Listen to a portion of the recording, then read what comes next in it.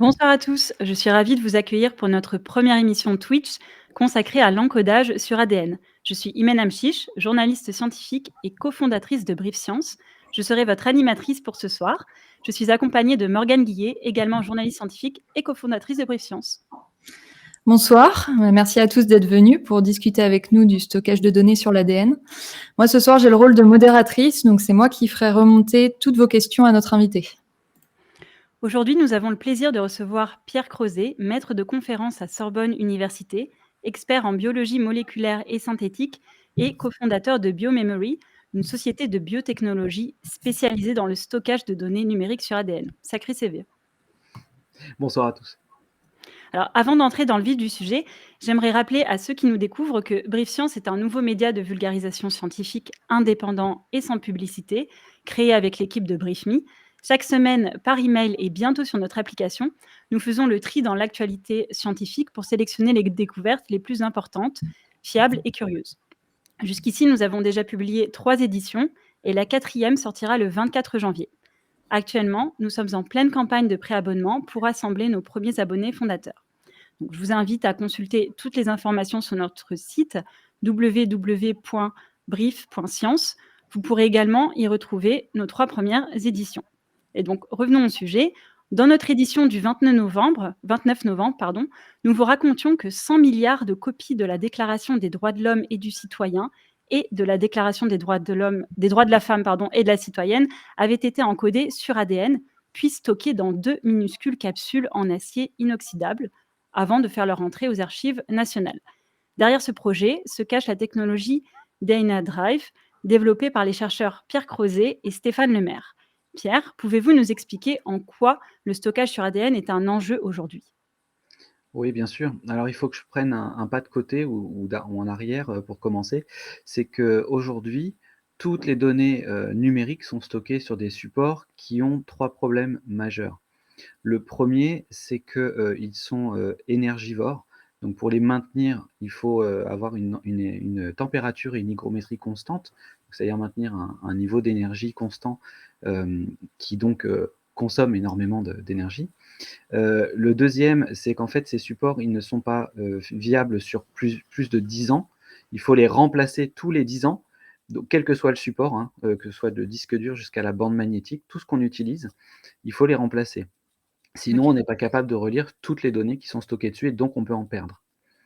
Hem, le troisième, qui est pas encore un enjeu à l'heure actuelle, mais qui le sera bientôt, c'est qu'ils prennent beaucoup de place. Donc à l'heure actuelle, les data centers, c'est-à-dire les endroits où sont stockées nos données qu'on met sur le cloud, occupent déjà 1/1000e de la surface émergée du globe. Mais on estime que d'ici à 10 à 20 ans, ils occuperont 1/1000e de la surface émergée du globe. Donc ce sera vraiment, des enjeux, un enjeu qui dans les temps qui arrivent. Tout ça, ça a comme impact, monstrueux un impact monstrueux sur l'environnement puisqu'on estime déjà que l'empreinte carbone de nos données, donc des data centers, c'est plus que celle de l'aviation civile, qui est pourtant tant décriée. Et on estime, bon ça, les chiffres sont pas toujours fiables, mais on estime à environ 2 de la consommation d'électricité mondiale va sur les data centers. Donc, tous ces problèmes à l'heure actuelle, si c'était pas suffisant, on en rajoute un dernier, qui est qu'aujourd'hui, on n'a pas assez de place et de support pour stocker les informations qu'on génère. On estime qu'on peut stocker environ 30 des informations qu'on génère et que d'ici à une dizaine d'années, on pourra en stocker que 3. Donc on va droit dans le mur d'un point de vue énergétique et de toute façon d'un point de vue type de support. Et c'est là où, en cherchant des solutions, on s'est rendu compte, la communauté scientifique, que la solution existait déjà, c'est l'ADN puisque c'est le support de l'information du vivant, c'est l'information génétique. Et l'ADN a exactement les 3 avantages, des inconvénients que je viens de vous présenter. C'est-à-dire qu'il est stable pendant des milliers d'années, donc on n'a pas besoin de remplacer en permanence le support. Il est stable à température ambiante, donc on n'a pas besoin de maintenir une température différente de celle qui nous entoure pour le maintenir. Et le troisième, c'est qu'il est extrêmement compact, donc on estime qu'il est environ 1 million de fois plus compact qu'un disque dur. Donc voilà pourquoi aujourd'hui l'ADN est considéré par la plupart des grands acteurs du marché et des scientifiques comme vraiment la solution d'avenir pour le stockage des données. D'accord, et j'ai cru comprendre que la totalité de la datasphère pouvait être, stockée dans l'équivalent d'une tablette de chocolat si on prenait l'ADN. Enfin, est-ce que vous pouvez juste réexpliquer ce point, s'il vous plaît? Oui, exactement. En fait, c'est tellement compact l'ADN Mmh. que, toutes les données du monde pourraient tenir dans un volume équivalent à 100 grammes, c'est-à-dire une tablette de chocolat. Et Ouais. ces données du monde, qu'est-ce que ça représente? Ce qu'on appelle la datasphère, ça représente 45 zeta-octets aujourd'hui. Hem, un zeta-octet, pour que vous compreniez ce que ça représente, un chiffre barbare scientifique, c'est 10 puissance 21 octets. Bon, ça vous parle pas beaucoup. En gros, si j'ai un zeta-octet, exactement. Si j'ai une super connexion fibre optique chez moi, pour télécharger un zeta-octet, il me faudrait 2,5 millions d'années. Donc ça vous dit à quel point c'est énorme. Et aujourd'hui, ça représente environ 45 zeta-octets, et d'ici à 5 ans, ce sera environ 175 zeta-octets. D'accord, donc énormément d'informations, et donc du coup, le stockage, sur ADN, pardon, n'a pas d'empreinte carbone, c'est bien ça? Alors il a une empreinte carbone bien plus faible, OK. puisque, on a besoin quand même de le synthétiser. Donc c'est-à-dire qu'au moment où on va stocker les données, on peut avoir une empreinte carbone. Par contre, sur le long terme, la conservation de la donnée sur ADN, elle, n'a pas d'empreinte carbone puisqu'on le conserve, comme on ferait pour une feuille de papier quasiment. Et combien de temps on peut conserver les données, ADN les données sur ADN? Bah, ça dépend du support sur lesquels on les stocke. Donc si on les stocke sur des petites capsules métalliques, comme celles qu'on a utilisées, ça peut se conserver environ 50 000 ans, c'est garanti. Mais en fait, on peut les conserver beaucoup plus longtemps puisqu'on a pu, relire de l'ADN qui ont été retrouvés dans le permafrost en Sibérie, qui était vieux de presque 2 millions d'années. OK. Ah oui, ça se conserve vraiment longtemps. Donc en fait, les chiffres que je peux vous donner de 50 000 ans, c'est des estimations parce que personne n'a vécu pour l'instant assez longtemps pour le mesurer, mais on sait que ça peut se conserver extrêmement longtemps. OK, donc pour résumer, le stockage sur ADN, ça consomme moins d'énergie, ça permet de mettre plus d'informations dans un plus petit espace, et voilà, donc c'est un enjeu majeur, et j'aimerais savoir, concrètement, comment on fait pour stocker des données sur de l'ADN, en fait? C'est quoi l'encodage sur ADN? Alors, en fait, aujourd'hui, toutes nos données sont numériques. Donc toutes les données qui existent ou presque évidemment, sont sous forme de 0 et de 1, qu'on appelle des bits, et pour stocker ces données numériques sur ADN, il faut trouver un code pour passer donc de 0 et de 1 aux fameuses 4 lettres de l'ADN, A, C, T, G, que je pourrais réexpliquer tout à l'heure si vous voulez. Et donc ce code, en fait, va permettre de simplement transformer des 0 et des 1 en des A, C, T, G. Donc il y a différents types de codes, qui existent. Hem, on peut encoder ce qu'on appelle à 1 bit par base, donc les bases, c'est ces 4 lettres. Ah bah, Donc sinon je peux profiter de l'image qui est présente. oui, voilà, on a Heu, une image, ce sera peut-être plus voilà. simple, comme ça. Pour vous expliquer l'ADN, donc en fait l'ADN, c'est cette fameuse double hélice que tout le monde voit absolument partout, et cet ADN, il est composé, donc là celui que vous voyez, de 2 brins, c'est pour ça que c'est une double hélice, et chaque brin est composé lui-même de, de briques qu'on appelle des nucléotides. C'est ce que vous avez ici entouré en bleu, et ces briques de nucléotides, elles portent une information qui est une des 4 lettres, ACTG. Donc ici, c'est une représentation chimique simplifiée, évidemment, et en fait, tout simplement, on peut les assembler les unes après les autres. Et une molécule d'ADN n'est juste qu'un assemblage de ces différentes briques, donc ces nucléotides, les uns après les autres, et donc avec ces fameuses lettres A, C, T, G, etc. Et on va donc pouvoir les lire les unes après les autres, cette séquence. D'accord. Et Est-ce donc qu'on pour peut pouvoir passer mmh. de 0 et de 1 à ces fameuses lettres, Mmh. il nous faut donc un code, et il y a différents types de codes. Donc on va pouvoir encoder à 1 bit par base ou à 2 bits par base, par exemple. Hem, non, c'était pas celle-là. Ah, celle-là, elle est un peu plus compliquée. Non, voilà, c'était celle-là. Oui, ça peut être celle-là, tout à fait. Donc tout simplement, on va encoder, donc l'information, on va passer de 0 et de 1 aux lettres A, C, A, T, G. Hem Et une fois qu'on a ça, en fait, qu'on a cette séquence, qui va être juste une séquence de lettres, donc comme ça va pas vraiment, être utile. Il faut qu'on synthétise l'ADN. Ce qui ici est indiqué comme écrit, donc écriture, et donc dans ce cas-là, ce qu'on va faire, c'est qu'on va faire une synthèse pour l'instant, chimique, qui va juste assembler les nucléotides les uns après les autres. Hem Une fois qu'on a ça, puisque j'ai l'image sous les yeux, je vais finir le processus en entier. Une fois qu'on a synthétisé l'ADN, donc on vérifie que la séquence est correcte, c'est-à-dire que la suite des lettres est correcte, et une fois qu'on a ça, on va pouvoir stocker l'information comme vous allez stocker un CD-ROM, par exemple. OK. Une fois qu'on a, stocké cette information, il faut qu'on puisse la lire. Et alors pour faire ça, on va utiliser ce qu'on appelle des séquenceurs d'ADN qui vont simplement relire. Alors, il y a différentes façons, je ne vais pas rentrer dans les détails ici, il y a différentes façons de relire. Il va juste nous donner la séquence en fichier informatique. Et une fois qu'on D'accord. a ça, on va réutiliser le code qui nous a servi à encoder pour décoder des bases au bit. OK. Je vous remercie pour cette, explication. Morgane, est-ce qu'on a des premières questions dans le chat? Alors oui, on a Martin Schneck qui nous demande quelle est la vitesse de lecture de l'ADN, et quel est le taux d'erreur lors de l'encodage et de la lecture des données. Alors, il y a plusieurs questions en une seule. Je vais commencer par la vitesse de lecture. Donc la vitesse de lecture à l'heure actuelle, on parle en jours, éventuellement en heures. En utilisant des séquenceurs dernière génération. Alors je n'ai pas d'action, je ne vais pas faire de pub, mais par exemple Oxford Nanopore, qui permet de lire très rapidement ces molécules.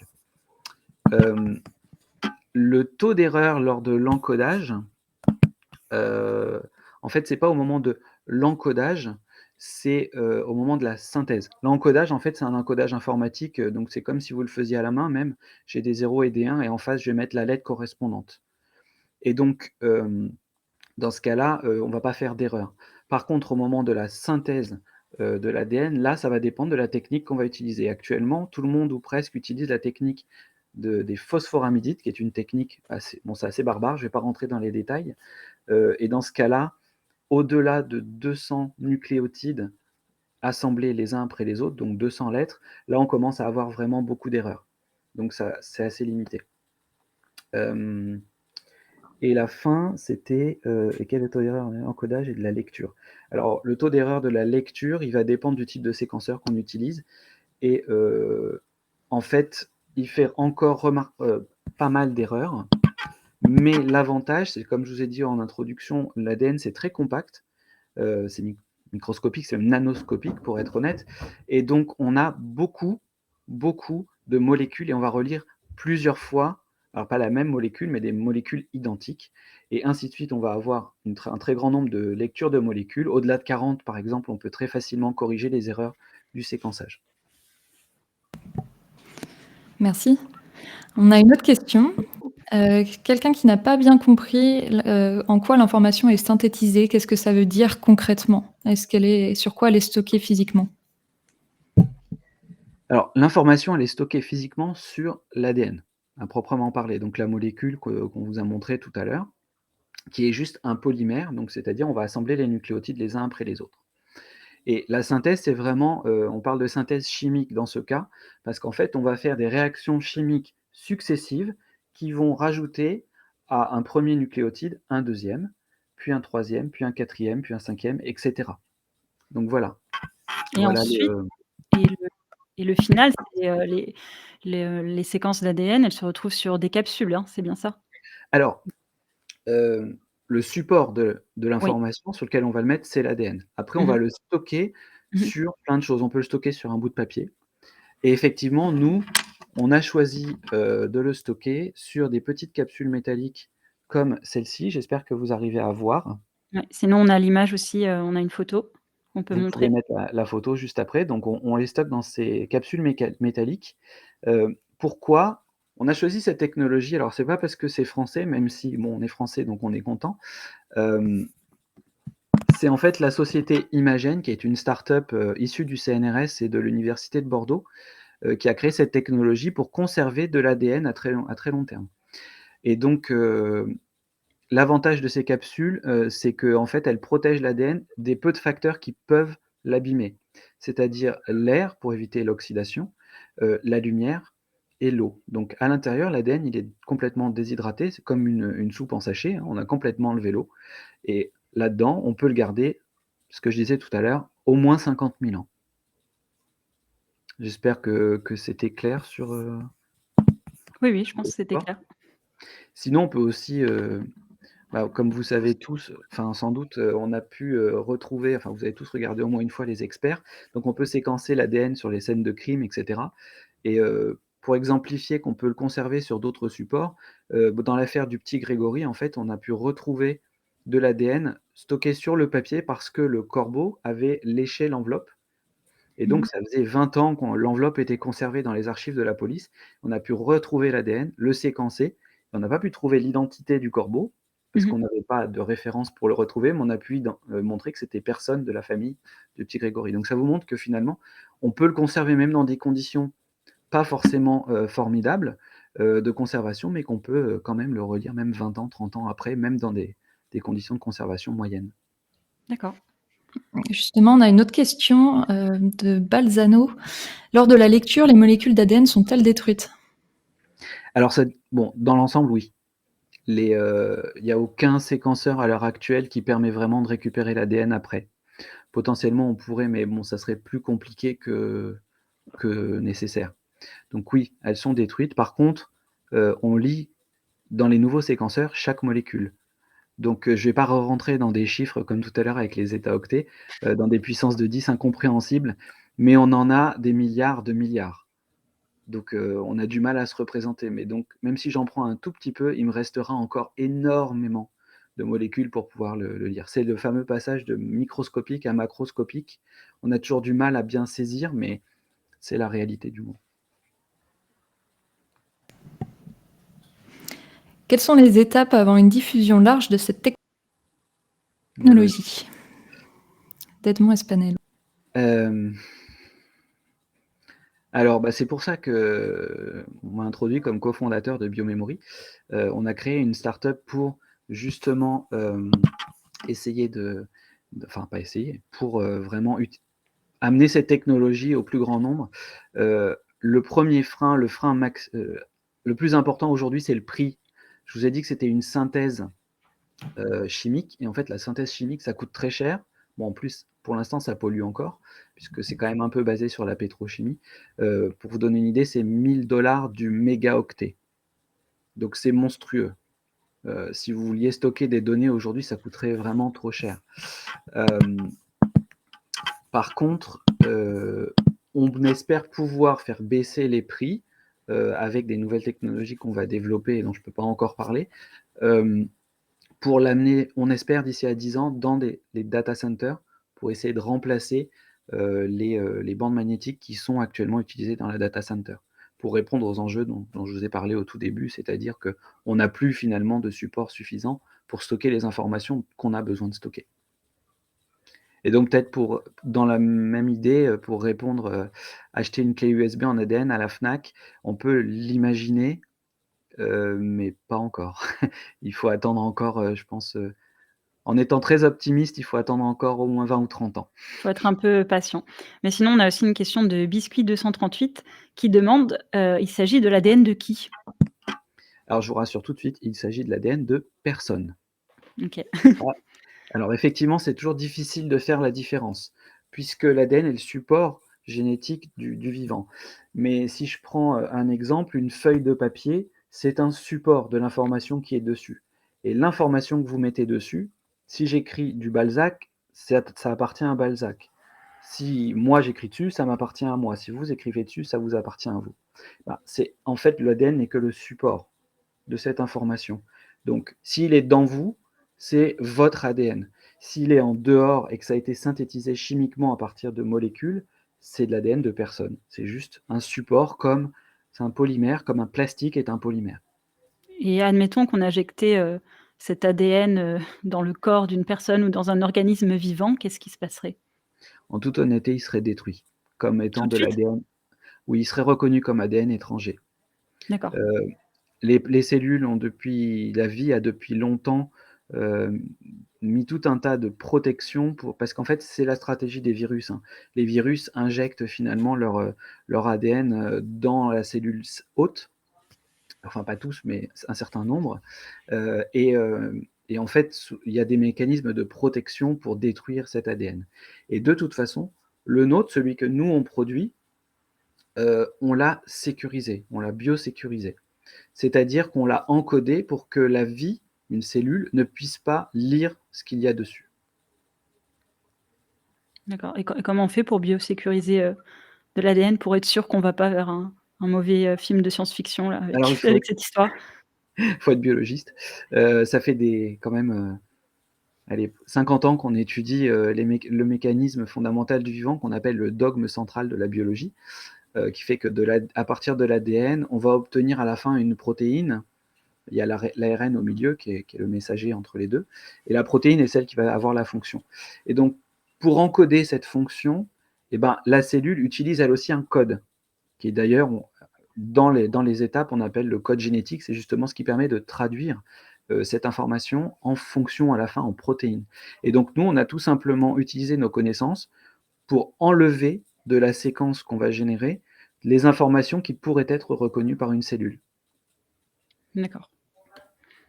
Très bien. Je vois qu'on n'a pas d'autres questions pour l'instant, donc est-ce que vous pourriez revenir sur la naissance du projet? Oui, alors c'est une histoire sympathique en fait. Donc toute cette aventure, je l'ai faite avec, Stéphane Lemaire, qui est aussi cofondateur de Biomemory, et puis maintenant avec Irfan Arwani, qui est aussi cofondateur de Biomemory. Et au tout départ, en fait, Stéphane a lu un article, enfin c'est des étudiants de l'association Alma Mater, qui est une association journalistique, étudiante entre différentes universités parisiennes, qui ont écrit un article sur le stockage d'informations sur ADN. Et en fait, ils lui ont demandé: «Mais est-ce que c'est si difficile à faire que ça?» Bon, il a regardé l'article original et il a dit: «Non, en fait, c'est pas très compliqué à faire». Du coup, ils lui ont dit: «Bah, chiche, faites-le». Il dit: «Bon, bah, pourquoi pas, mais trouvez-moi un article intéressant, enfin quelque chose d'intéressant à encoder sur l'ADN. Je vais pas juste encoder Hello World parce que ça a pas trop d'intérêt». Mmh. Donc ils sont partis, ils sont allés réfléchir et puis ils sont revenus, ils ont dit: «Bah, il faudrait encoder les déclarations des droits de l'homme et du citoyen de 1789». Et en l'occurrence, Stéphane a dit: «C'est une excellente idée, mais par contre, on va aussi encoder les droits de la femme et de la citoyenne d'Olympe de Gouges de 1791». Et donc on s'est pris au jeu, on a commencé à travailler dessus, c'était en fin 2018, et puis on s'est rendu compte que c'était simple, mais pas si simple que ça, donc ça nous a pris un petit peu de temps. Et puis au final, le Covid n'aidant pas, mais quelques années plus tard, on a fini par obtenir donc les ADN qui encodent ces 2 textes. Je vous passe des détails techniques au milieu. Et puis, dès le début, on avait décidé de faire un partenariat avec les archives nationales pour déposer ces textes aux archives, puisqu'ils ont au moins l'original des déclarations des droits de l'homme et du citoyen. Et donc, c'est ce qu'on a fait. On a encodé les 2 textes. Alors, oui, on l'a montré tout à l'heure, donc ils sont Mmh. là. Déclaration des droits de l'homme et déclaration des droits de la femme. Et ça, on en a fait un très grand nombre de copies, et on a déposé la première, l'original, on va dire, aux archives nationales, auxquelles on a invité les étudiants d'Alma Mater. Et en tout, ça vous a pris, 3 ans alors à peu près entre l'idée et le moment où ça a été, archivé? Oui, environ, à cause du Covid, sinon on aurait pu aller un petit peu plus vite. D'accord. Je vois qu'on a une autre question. Oui, tout à fait. De Dosia. Lors de l'encodage, l'ADN est-il créé de toutes pièces ou bien un ADN existant est-il modifié? Alors il est synthétisé, donc il est créé de toutes pièces. Mmh. On va vraiment, partir des briques, donc les nucléotides que je vous montrais tout à l'heure.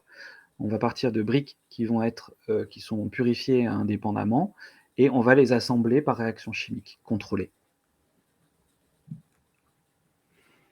Alors, on a une autre question. Est-ce qu'on pourrait stocker du bitcoin pour éviter le minage? Je ne sais pas exactement le lien avec l'ADN. Je ne sais pas si vous le Alors je faites suis de votre pas côté? sûr du minage, parce que c'est pas moi le spécialiste informatique, Ouais. mais on pourrait pas stocker du bitcoin à proprement parler. Par contre, on pourrait, stocker les seed phrases pour protéger les, ces données, justement. Parce que les portefeuilles de bitcoin, ils sont protégés par ce qu'on appelle des seed phrases. C'est comme des mots de passe, des super mots de passe. et ils sont protégés que par ça. Donc la personne qui a le mot de passe a le compte Bitcoin. Et donc on pourrait, je vois la question, donc je lis la réponse de Dosia. Le minage est une action à réaliser, le moyen de stockage n'aiderait en rien. Ah, il y a des gens peut-être plus compétents que moi là-dessus, mais en tout cas, on pourrait stocker donc ces seed phrases et ainsi les conserver de façon beaucoup plus sécurisée que ce qui existe à l'heure actuelle.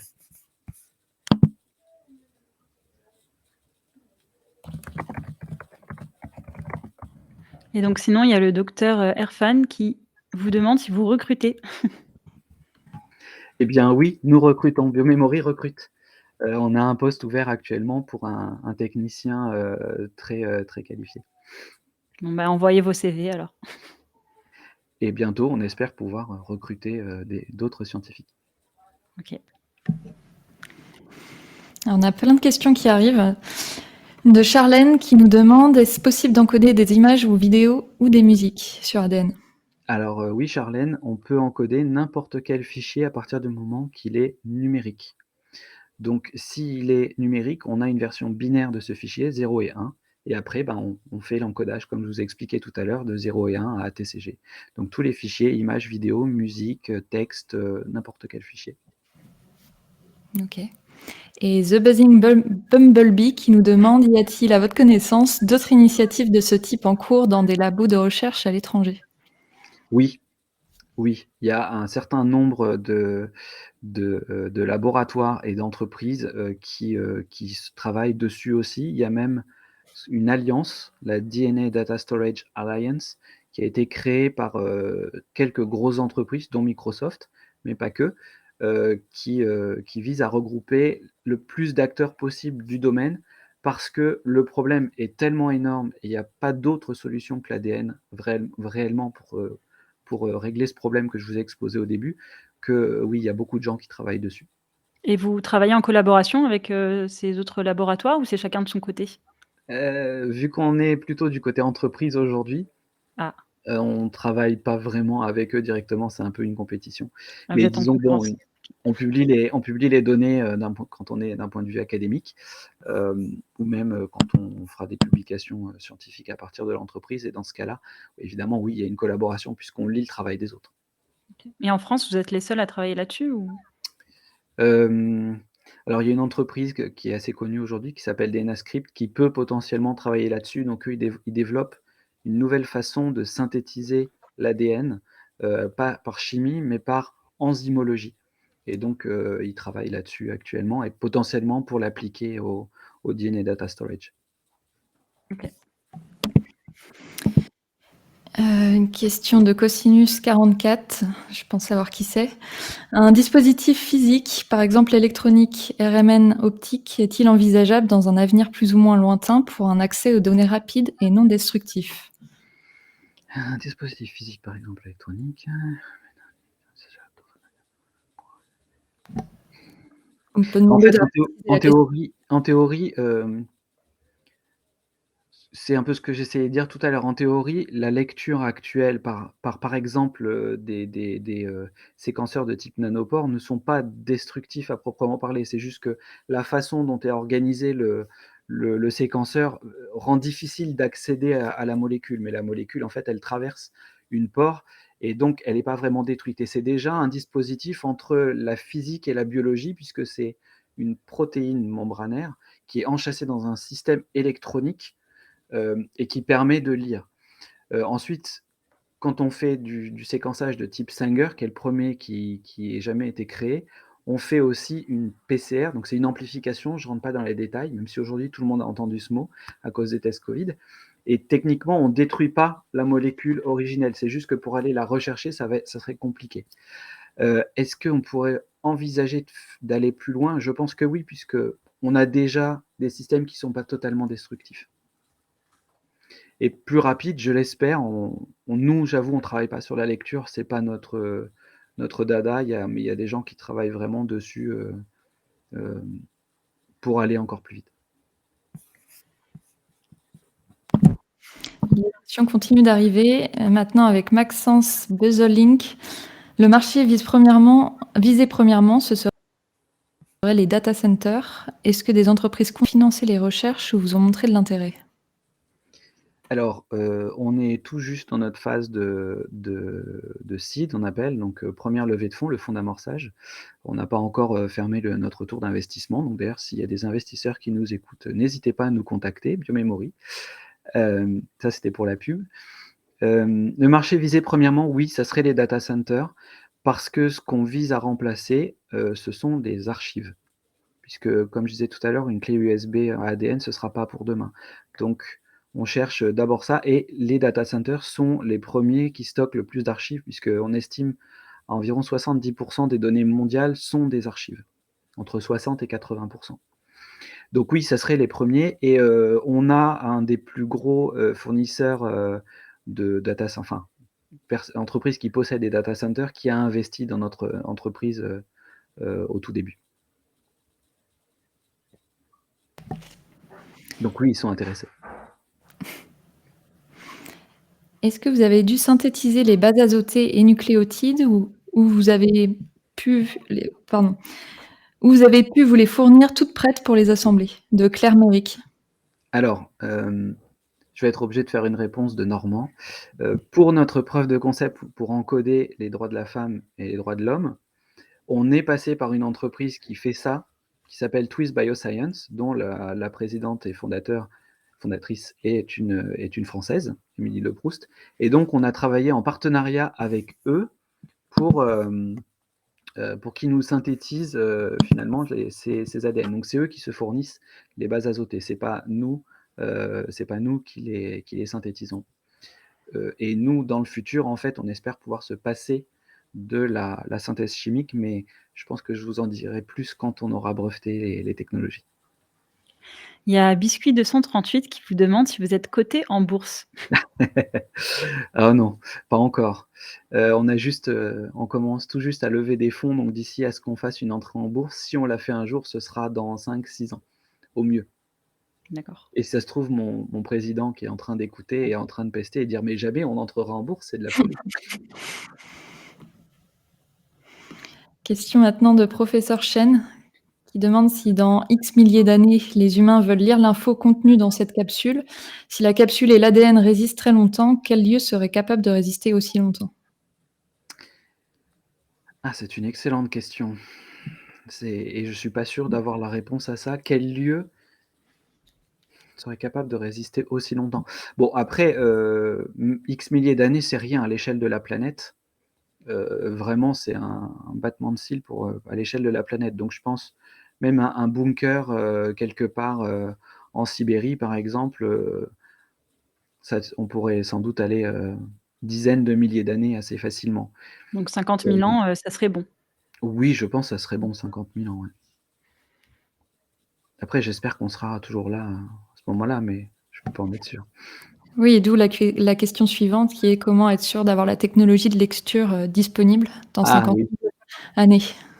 Alors celle-là, on nous la pose beaucoup. Donc, s'il y a toujours des êtres humains, au moment de la relecture, et ben, s'il y a des êtres humains, il y aura a priori des biologistes et il y aura sûrement des médecins.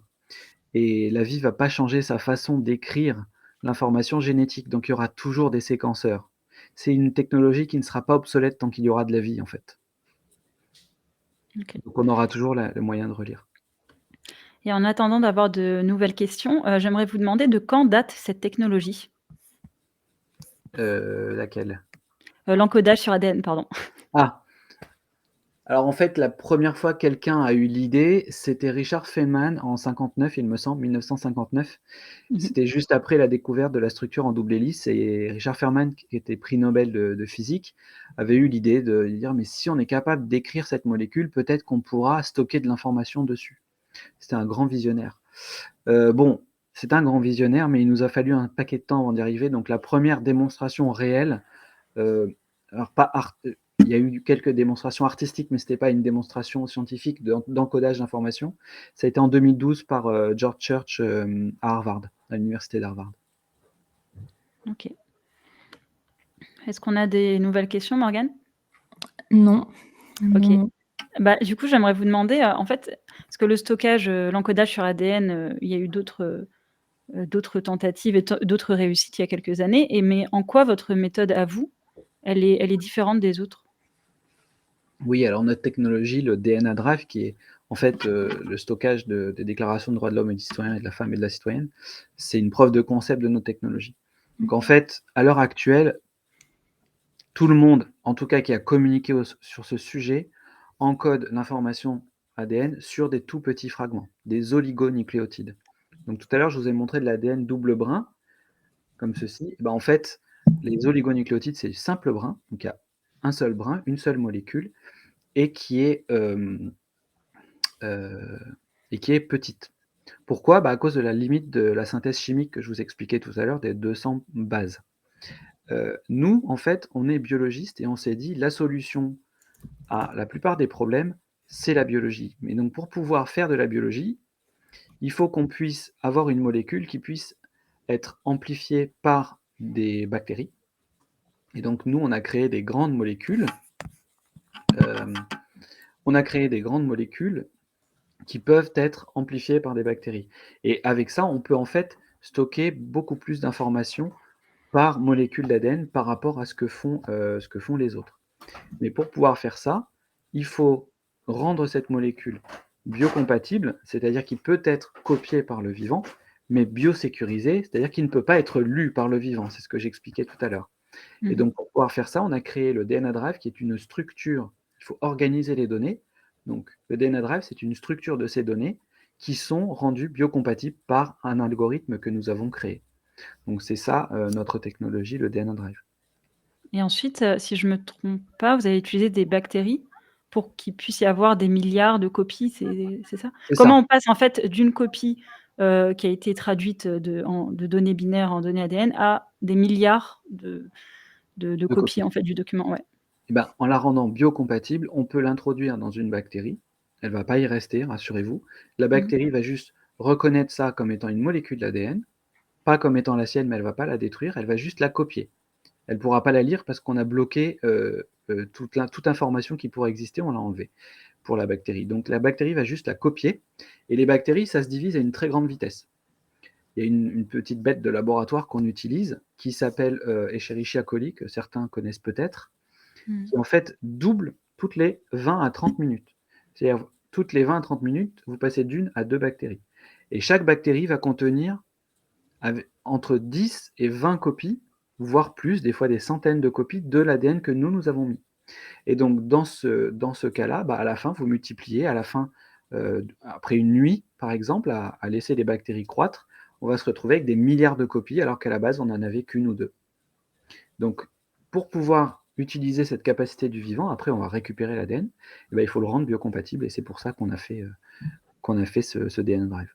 D'accord, et du coup juste, une fois que les bactéries se sont multipliées, vous avez récupéré l'ADN de, je sais pas, de milliards de bactéries C'est ça, pour ensuite les déshydrater cet ADN et le mettre dans les capsules? exactement. Et comment on fait pour récupérer, l'ADN des bactéries? Enfin, c'est avec une pince? Comment on fait pour, Non, on a des protocoles d'extraction biochimique, OK. donc bon, c'est un peu barbare, mais en gros, on va faire éclater les cellules, les bactéries, et puis après on va purifier l'ADN, on va le séparer du reste de la bactérie. Donc ça, c'est des protocoles que les biologistes ont mis au point depuis 30-40 ans, qui fonctionnent très, très bien, et donc on a fait ça, et à très grande échelle, pour avoir énormément de copies.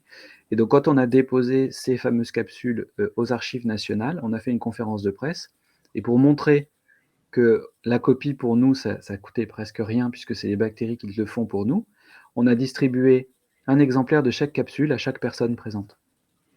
Ah oui. Ah, c'est un beau cadeau.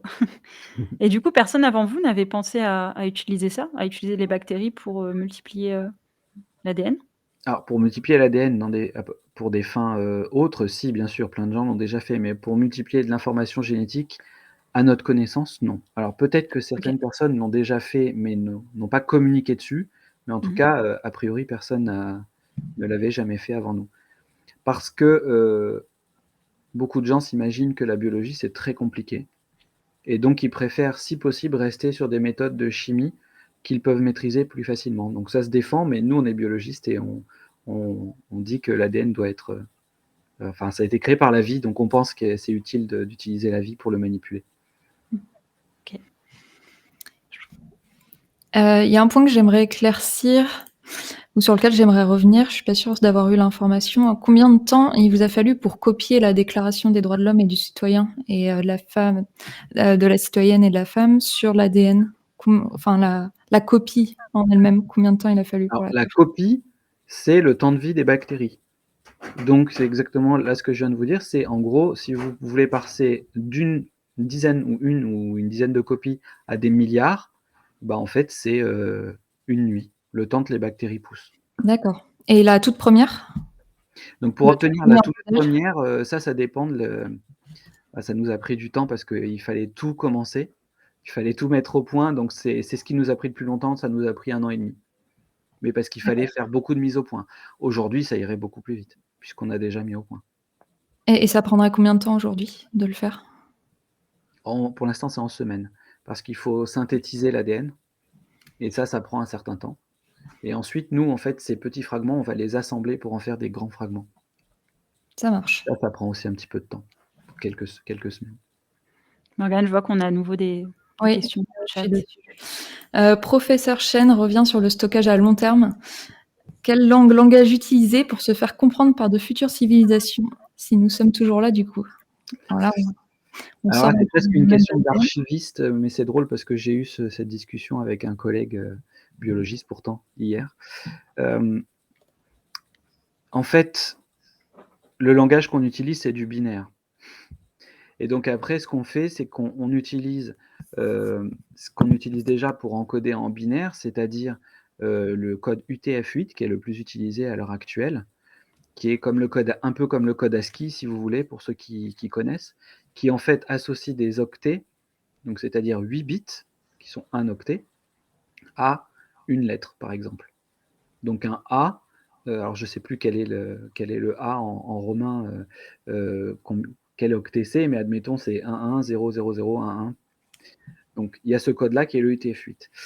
Et puis après, finalement, bah, c'est, les données informatiques qu'on a. Donc si c'est de l'image, ce ne sera pas un langage. Si c'est un texte, dans notre cas c'était du français, bah, on a gardé le texte original. Pour les déclarations des droits de l'homme et du citoyen, c'était relativement simple puisque c'est un texte institutionnel, donc on a pris la version qui est sur Légifrance. Pour la déclaration des droits de la femme et de la citoyenne, en fait, on a fait appel à des historiens et des historiennes, des philosophes, pour savoir quelle version prenait, parce que c'est pas un texte officiel, malheureusement. Il a été rejeté par l'Assemblée nationale. Et donc, on leur a demandé est-ce qu'on doit garder les fautes d'orthographe? Parce qu'elle l'a écrit très très vite, Olympe de Gouges, et donc elle n'a pas eu le temps de corriger toutes les fautes d'orthographe. Donc on est rentré dans ce genre de considération, et donc c'est des questions de langage qui sont derrière. Après, c'est des questions d'archivistes et c'est à eux de savoir quoi utiliser. Donc pour l'instant, ma réponse, c'est du binaire, donc de l'UTF-8. Nouvelle question de Valérie Gaillez. On peut revenir dessus, du coup, je pense que vous en avez déjà parlé, mais pourquoi réaliser ces travaux de stockage sur ADN et quelles sont les applications directes de cette technique? Bah, pour aller vite, en gros, tous les supports actuels, des données informatiques, disques durs, CD-ROM, quels qu'ils soient, ils polluent parce qu'il faut les remplacer au maximum tous les 10 ans, tout le temps, et en plus pour les conserver en état de fonctionnalité, il faut, dépenser de l'énergie pour les conserver, et de toute façon, on en a déjà pas assez pour stocker toute l'information qui nous intéresse, et donc il faut trouver une technologie qui va permettre au moins de compléter ce qui existe, au mieux de remplacer à plus long terme. Donc il y a un certain nombre de technologies qui existent, mais qui à l'heure actuelle, aucune n'est vraiment mature. Et surtout aujourd'hui, il y en a une qui est prometteuse, qui est, le stockage d'informations sur ADN. Pourquoi? Parce que justement, la conservation des données sur ADN ne coûte aucune énergie. Et potentiellement pour le fabriquer, on aura besoin de beaucoup moins d'énergie. Ce n'est pas encore le cas à l'heure actuelle, mais potentiellement on pourra y arriver. Hem, voilà en 3 mots, pour réexpliquer le contexte. OK. Il y a Delena qui nous dit: «Est-ce la mitose?» Enfin, est-ce qu'il y a un rapport avec la mitose, dans ce que vous faites? Alors je pense que cette personne a posé la question quand je parlais de la multiplication des bactéries. Oui, Et sûrement. oui, les bactéries se multiplient par mitose, c'est exactement ça. Donc c'est une division qui est qu'on appelle identique en biologie, c'est-à-dire qu'une cellule mère donne 2 cellules filles exactement identiques, c'est-à-dire qu'elles ont le même génome. Donc l'ADN est copié, après elles se séparent et elles ont le même ADN. Et donc, les bactéries ont 2 types d'ADN. Elles ont l'ADN génomique, donc c'est un chromosome, une très grande molécule d'ADN, et elles en ont des plus petites qu'elles peuvent s'échanger entre elles éventuellement, qu'on appelle des plasmides. Et donc nous, on utilise pour l'instant des plasmides, justement parce qu'on peut les transférer très facilement à ces bactéries, on sait très bien les manipuler. Et donc au cours de cette séparation, cette mitose, tout va être copié à l'identique. Et l'avantage, c'est que la vie a depuis très longtemps réalisé que son génome est ce qu'il y a de plus important, puisque c'est sa carte d'identité, c'est ce qui va définir la cellule. Donc il faut la copier avec le moins d'erreurs possible. Et donc on fait déjà le taux d'erreur de copie de l'ADN d'une cellule, c'est déjà l'équivalent des taux d'erreur de copie de disques durs actuels, qui sont déjà très, très performants. Donc c'est une erreur tous les milliards de lettres. Ok. Je suis allé un peu plus loin dans la réponse, excusez-moi. Pas de problème. On a plusieurs questions par rapport justement aux bactéries et aux copies. Pourquoi est-ce qu'on doit faire autant de copies de chaque information? De Claire Méric. Alors, il y a différents niveaux de réponse. La première, elle est très technique, c'est qu'on n'arrive pas encore à manipuler des molécules uniques et donc on manipule beaucoup de molécules. Donc ça, c'est la première réponse. La deuxième, c'est que plus on a de copies, moins on a de chances de perdre l'information. Donc déjà, pour la relire, on ne va pas relire une seule molécule. Donc il nous faut beaucoup de molécules. Pour l'instant, on sait que 40 molécules suffisent pour relire toute l'information sans erreur. On espère descendre plus bas, mais voilà. Ensuite, cette information, elle peut être très importante, comme la Déclaration des droits de la femme et de la citoyenne, et donc on veut l'avoir en très grand nombre de copies pour l'avoir à un certain nombre d'endroits différents. Donc aujourd'hui, ces textes, nous, on les a encodés et on les a disséminés un petit peu partout, donc ils seront probablement jamais perdus grâce à ça. Et la dernière chose, c'est que l'opération la plus effectuée en informatique, c'est la copie. Et donc, dans les data centers, ils passent leur temps à copier des données pour faire des sauvegardes. Et donc, avoir une copie quasi gratuite telle que ce que nous on propose, puisqu'en fait c'est la bactérie qui le fait pour nous, on lui donne du sucre et elle copie l'ADN, et ben c'est un énorme avantage pour les informaticiens. Quand on leur explique qu'on fait une copie quasi gratuite, en général les informaticiens ne nous croient pas, parce que pour eux c'est l'information qui coûte le plus cher. Le rendement est-il suffisant? Question de Valérie encore. Les bactéries demandent des conditions très spécifiques. N'est-ce pas difficile de trouver la bactérie idéale? Alors en théorie, oui, ça pourrait être difficile, sauf qu'on ne construit pas sur rien, on construit sur 40 ans de recherche en biologie. Et donc on a déjà la bactérie idéale, elle s'appelle Escherichia coli. C'est pardonnez l'expression, une bête de laboratoire. Elle n'a rien à voir avec, on l'a beaucoup modifiée, c'est une bête de labo, donc elle ne fait pas beaucoup moins d'erreurs, etc. Et donc on sait très bien dans quelles conditions elle pousse, on sait très bien comment la transformer, c'est-à-dire mettre l'ADN que nous avons généré dans la cellule pour qu'elle le copie, puis après extraire l'ADN, ce que j'expliquais tout à l'heure. Donc ça, c'est pas un problème. Donc le rendement sur la copie, il est idéal. Okay. Il y a juste une question, on l'a déjà abordée, mais peut-être un petit rappel pour ceux qui nous prennent en cours de route, de IZF le BGG19. Alors si j'ai bien compris, l'ADN stocke des informations, mais quel type d'informations? Du texte ou autre? Donc oui, on a un code, n'importe quel type d'information, puisqu'en fait, on prend des fichiers binaires, 0 Mmh. et 1, qu'on passe en format ADN. Donc n'importe quel type d'information qui est stockée sur un ordinateur aujourd'hui, on peut l'encoder sur ADN. Donc texte, image, fichier, point date par exemple d'ordinateur, n'importe quel fichier. OK. David Dumas nous demande quelles sont les pistes pour réduire les délais d'encodage et de décodage. On a dit tout à l'heure que ça prend aujourd'hui environ une semaine. Vous nous avez dit pour coder. Ouais, l'écriture, pas l'encodage. L'encodage est informatique, donc l'encodage il est instantané. L'écriture, c'est en semaines pour l'instant, et la lecture, c'est en jours. Donc la lecture actuellement, je commence par ça, c'est le plus simple. La lecture actuellement, il y a des entreprises qui sont spécialistes dedans, qui font énormément de recherches et donc on avance très, très vite. Donc je pense que ce sera en heures d'ici à enfin très bientôt. Je vais pas m'engager sur, une durée, mais très bientôt, ce sera en heures qu'on pourra relire. Pour l'écriture, c'est plus compliqué. Donc tout à l'heure, je parlais de synthèse enzymatique. C'est très chaud comme sujet et donc la synthèse enzymatique pourrait potentiellement, être un des facteurs clés pour débloquer. Mais d'ici à quand, je ne sais pas encore. Là, il y a eu des belles annonces de différentes sociétés, dont Twist Bioscience, donc je ne sais pas. Nous, chez Biomemory, on essaye de nouveaux types de technologies dont je ne peux pas encore discuter aujourd'hui, mais on espère, d'ici à 10 ans, pouvoir rentrer dans les data centers pour leur proposer une solution de stockage ADN. Okay. Donc en live, excusez-moi, la réponse c'était donc en direct, hein, à pouvoir faire ça avec une machine, on appuie sur un bouton et l'ADN sort. C'est quel type de données d'archives qu'on va stocker? Que les data centers ont besoin de stocker? Ah bah, tous vos fichiers, tous vos mails, tous les fichiers qu'on est en train de générer, par exemple, actuellement, sont stockés dans les data centers. Excusez-moi. Ça veut dire que c'est des fichiers qu'il faudra qu'on puisse récupérer rapidement sur un ordinateur, par exemple? Alors, pas rapidement. Les archives, c'est ce qu'on appelle des données froides. Froides parce que, justement, elles n'ont pas d'électricité branchée pour qu'on le récupère en millisecondes. Et il ne faut pas se tromper, la plupart des données dans les data centers, c'est des archives, c'est des données froides.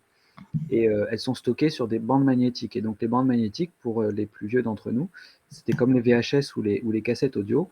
Et pour lire une information, il faut faire dérouler toute la bande. Alors évidemment, aujourd'hui, elles sont très techniques, elles fonctionnent très très bien. Mais quand même, elles ne sont pas accessibles instantanément. Donc c'est déjà en l'ordre de minutes. Donc les données qui seront stockées, ces archives, la plupart du temps, elles ne sont pas finalement, elles sont jamais lues. Si c'est des données de sauvegarde. Je me demandais quel type de données c'est, parce que les mails, par tout. définition, on a besoin d'aller les chercher rapidement, quoi. Ah mais non, en fait, toutes les données du monde, si on les analyse, il y a un cabinet très sérieux qui a estimé que c'était environ jusqu'à 95% des données qu'on appelle des WORN, pour Write Once, Read Never. On écrit une fois et on ne lit jamais. Sur vos ordinateurs, sur vos téléphones, partout, il y a une quantité de données qui est générée une fois et qui n'est jamais lue. Mais vraiment. Et pourquoi on ne les efface pas, ces données archivées qu'on ne relit jamais?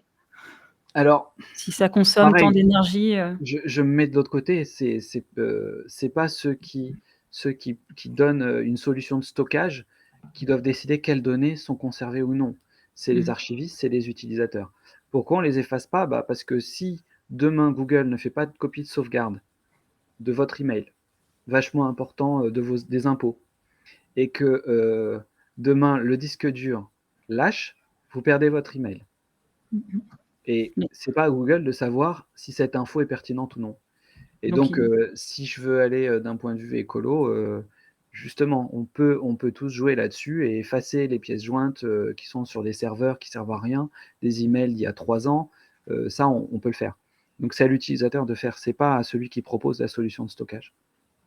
Et à partir de quel moment une donnée est considérée comme archive? C'est une question de Sphonisba. Bah, des fois instantanément, si c'est une copie de sauvegarde, quand on l'a fait, c'est déjà une archive en fait. Dès qu'elle est générée, c'est une archive. Après, ça c'est pareil, c'est les gens qui gèrent les données. Ça, je n'ai pas forcément la compétence pour répondre. Si on estime qu'une archive, c'est au bout de 3 mois, 10 ans, je ne sais pas. On a eu d'autres questions entre-temps. Le sujet a l'air d'intéresser beaucoup. L'ADN est capable de chiffrer des données et les rendre plus sécurisées pour qu'une personne malveillante ait une difficulté à déchiffrer les données. Je pense que là, c'est une question sur la biosécurité, en fait, de l'ADN. Non, je pense pas. Je pense que c'est vraiment une personne malveillante. Donc c'est vrai que l'ADN, en fait, en tout cas aujourd'hui, peu de gens sont vraiment tout de suite capables de lire des séquences d'ADN. Donc on peut effectivement chiffrer les données et encoder les données sur de l'ADN pour qu'elles soient pas, on puisse pas les lire facilement. Alors je vais pas vous cacher que la première protection, parce que je pense avoir une idée de ce que cette personne sous-entend, pense à des ransomware ou ce genre de choses. La première chose, c'est que l'ADN, c'est offline. Donc si une personne veut voler ma donnée, bah, faut qu'il vienne la chercher physiquement, ce qui rend quand même les choses beaucoup plus compliquées. Ensuite, cette donnée, elle est pas unique, puisqu'on peut en faire énormément de copies. Donc on peut tout à fait imaginer, si quelqu'un vient me voler cette capsule, c'est pas grave, j'en ai 20 autres avec la même donnée. C'est un autre niveau de sécurité. Et après, quand on fait l'encodage, donc des 0 et des 1 en ACTG, on peut introduire dans la chaîne un logiciel qui va permettre d'encoder les données. Et ben, je vais refaire de la pub pour une autre startup issue de Sorbonne Université et du CNRS qui s'appelle Cryptonex Security, avec qui on travaille déjà qui font de la cryptographie post-quantique. C'est-à-dire qu'ils protègent déjà, ils créent des problèmes impossibles à résoudre pour un ordinateur quantique. Alors là, c'est pas du tout ma compétence, hein, donc je dis juste. Et on pourrait déjà utiliser ça pour encoder l'information et ensuite la mettre sur ADN. Donc là, on aurait vraiment un système de sécurité formidable. Et alors après, moi, c'est un peu mon dada pour une idée à très long terme, c'est pas encore fait, ça serait de faire de l'encodage de la cryptographie biologique. C'est-à-dire utiliser le pouvoir de la biologie pour crypter les données. Alors j'ai pas, c'est une idée, on est encore très très loin de pouvoir commencer, mais donc ça pourrait être aussi une façon de sécuriser les données. Ok. Alors, on a eu d'autres questions. Quelqu'un qui demandait, d'Elena, Escherichia coli comme dans gastro. Comme dans la gastro, oui. La réponse va être très simple, hein. Oui, Escherichia coli, en fait, c'est une bactérie qu'on a tous. Coli, ça vient de côlon, hein, donc elle a été purifiée à partir de là. Donc oui, on a tous des Escherichia coli en nous, et certaines sont ce qu'on appelle pathogènes, elles peuvent vous donner une gastroentérite. Mais celles qu'on a au laboratoire, non, elles ne sont pas pathogènes, elles sont totalement pas dangereuses. Et on a De toute biscuit façon, de elles ne 130. sortent pas du laboratoire. Tout ce qui sort est mort en sortant du laboratoire, bien évidemment. Okay. Et on a biscuit 238 qui est peut-être rassuré qui est écrit: «On n'aura donc pas besoin de nous mettre une puce». J'imagine pour stocker les données, peut-être qu'on utilisera les capsules pour, stocker les données et pas Je sais les pas, je vais peut-être implanter. pas pouvoir le rassurer alors. Parce qu'en fait, je sais pas quand est-ce que l'ADN sera, au on pourra le lire aussi rapidement, je renvoie à ce que j'ai dit tout à l'heure. Je sais pas quand est-ce qu'on pourra le lire très rapidement, et vu les besoins de stockage de données qu'on a, je pense pas qu'on va remplacer. On va compléter les systèmes existants, dans un premier temps en tout cas. Ce qui répond en partie à la question d'Antoine Berlin qui demandait dans combien de temps cette technologie pourra véritablement remplacer des supports de stockage classiques. Voilà, je sais pas encore, dans combien de temps on pourra. Pour les bandes magnétiques, chez Biomemory, on espère d'ici à 10 ans. Pour avoir une solution viable, moins chère que les bandes magnétiques, d'ici à 10 ans. Pour des clés USB, je pense pas qu'on aura l'intérêt de toute façon, parce que l'informatique va pas changer au point de tout passer, sur de l'ADN. Je pense pas qu'il ait cette vocation-là, mais peut-être que je me trompe et peut-être qu'on trouvera des solutions d'ici là. Supermato nous demande: qu'en est-il des sites de streaming, Netflix, YouTube, Spotify, des compatibilités? C'est des données, numériques, donc dès que c'est des données numériques, on peut les encoder sur ADN. Mais sachant Après que c'est lié à pour un accès internet. en live, ça non par contre, pas encore. OK. Il ajoute: «Ils, en parlant, j'imagine, des sites de streaming, archivent toutes leurs données sur du stockage froid». Donc justement, je renvoie à ce que je disais tout à l'heure, exactement, c'est notre cible. Donc les stockages froids comme des bandes magnétiques sont notre cible, et donc potentiellement on pourra les remplacer par de l'ADN. C'est notre objectif en tout cas. Et tout à l'heure, vous disiez que vous étiez en contact avec des data centers. Est-ce que vous êtes aussi en contact avec des gouvernements, en fait, qui aimeraient employer cette technologie, dans le futur? Alors, gouvernement, c'est un grand mot. On est évidemment en contact avec le gouvernement français au sens large, puisque les Archives nationales, c'est le ministère de la Culture. Mmh. Et donc on a déposé, l'ADN, chez eux. Ensuite, Biomemory en tant que tel a gagné le concours iLab, qui est en fait un concours d'innovation interministériel sous la tutelle du Premier ministre, qui en fait, encourage et aide les entreprises, les jeunes pousses, les startups, à se développer. Et la BPI en particulier, qui est la banque publique d'investissement, qui soutient iLab entre autres, nous soutient aussi fortement par, différents supports. Donc de ce côté-là, oui. Après, OK. comme client, pas encore. Mais on n'aurait pas les capacités pour l'instant d'offrir à l'État français, notre technologie. OK. OK. On vient d'avoir 2 autres questions. De Valouk59, vous parlez de l'empreinte carbone de l'environnement. Quelle est l'empreinte sur l'environnement de votre technologie comparée à celle actuelle, au stockage sur serveur? C'est difficile de comparer parce qu'on n'a pas du tout les mêmes rendements. Pour l'instant, c'est vraiment du manuel, hein. Si on doit stocker sur de l'ADN synthétisé chimiquement, pour l'instant, l'empreinte carbone reste assez élevée puisque c'est de la synthèse chimique. donc à base de pétrole plus ou moins, pas uniquement. Mais nous justement, on essaie de développer des technologies pour nous débarrasser de la synthèse chimique.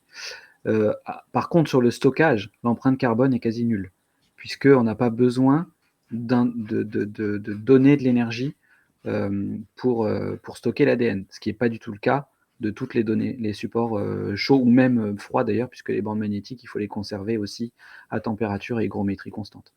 Donc je ne m'avancerai pas à vous donner un chiffre, mais sur la conservation, c'est infiniment moins grand, puisqu'on ne met pas d'énergie pour la conservation de l'ADN.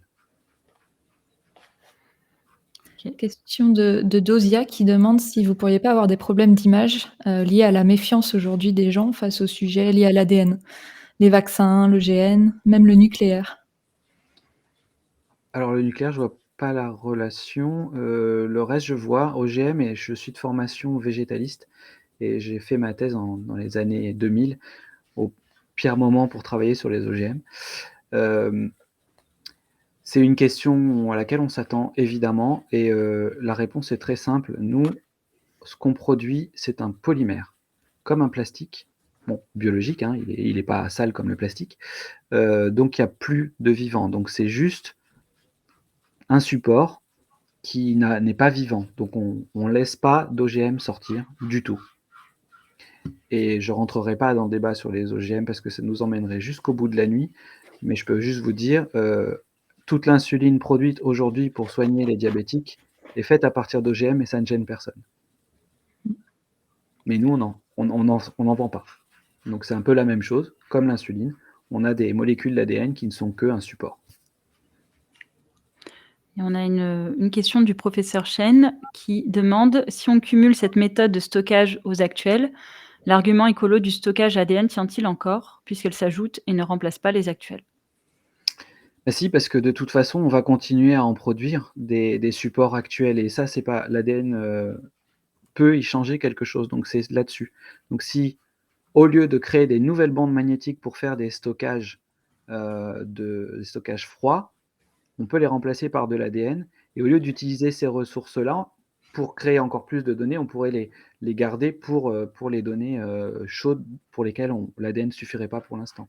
Donc si, et puis on espère qu'à long terme, ce que je disais tout à l'heure, oui, je rêverais d'avoir une clé USB ADN. C'est ce qu'on espère, c'est ce qu'on attend impatiemment. Valouk59 demande si votre objectif au niveau de l'empreinte carbone, c'est donc d'améliorer les procédés pour aller vers l'optique des principes de la chimie verte. Je ne comprends pas toute la question. Moi non plus. Alors, je comprends, non, on va pas aller vers de la chimie verte, parce qu'on est des biologistes, donc nous, on va aller vers de la biologie, à proprement parler. Ce que je connais de la chimie verte, c'est de faire un petit peu du biomimétisme, d'essayer de s'inspirer des réactions chimiques du vivant, mais hors des cellules. Nous, ce qu'on fait, c'est qu'on utilise la puissance de la biologie, donc en utilisant des bactéries. On passe par des bactéries pour faire le travail à notre place, parce qu'elle le fera toujours beaucoup mieux que nous. Donc voilà, on ne va pas améliorer les process chimie, on va créer de nouveaux process biologiques. J'espère avoir répondu à votre question, Valouk59. Très bien. On va laisser peut-être encore quelques minutes si on a de nouvelles questions avant de passer à la suite. Alors, est-ce qu'il y a d'autres questions? Est-ce qu'il y a un point sur lequel vous souhaiteriez revenir, Pierre, qu'on n'aurait pas abordé et qui vous semble important? Non, je pense qu'on a abordé à peu près tous les points, jusqu'à présent, toutes les questions, étaient assez complètes. Mmh. Non, je pense qu'on a bien fait le tour. OK.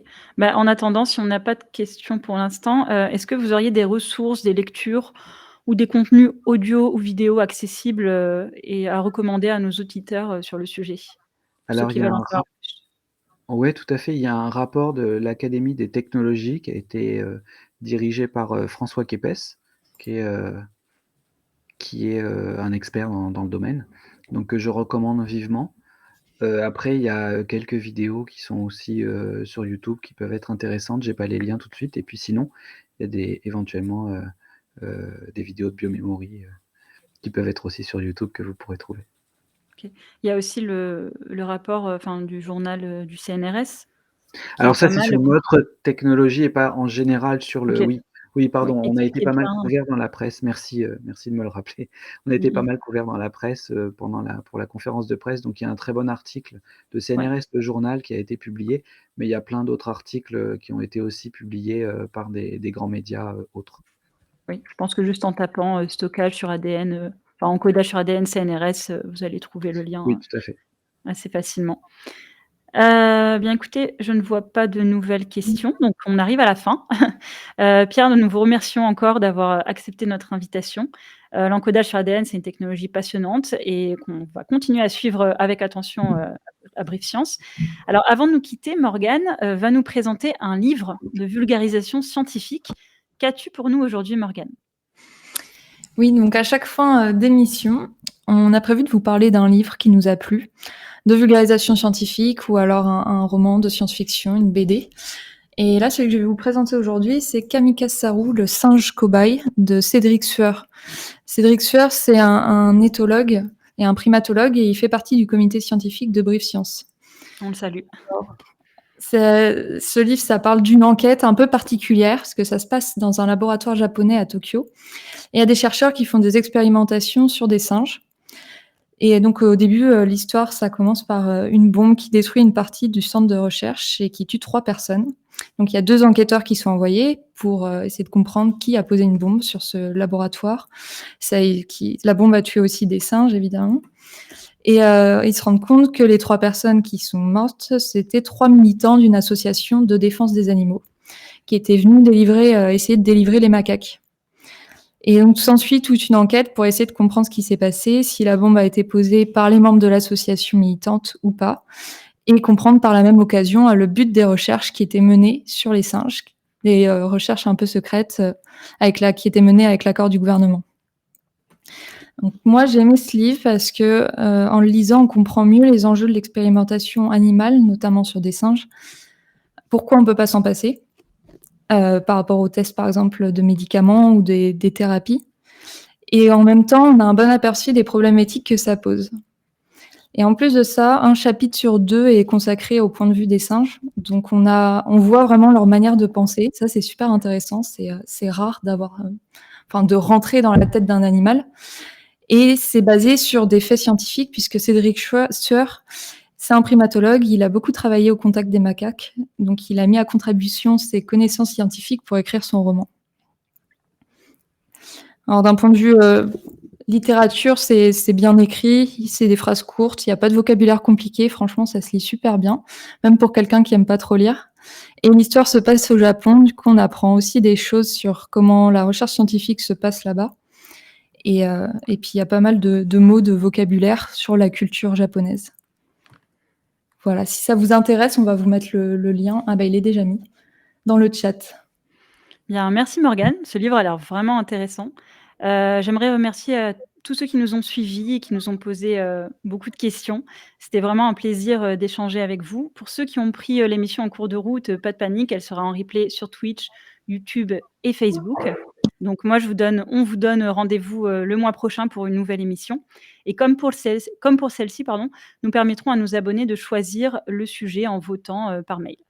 Et puis voilà, la campagne continue. Il nous manque, un petit peu moins de 4 000 € pour atteindre notre palier des 40 000. Donc n'hésitez pas à en parler autour de vous, à vous abonner si, le format vous plaît.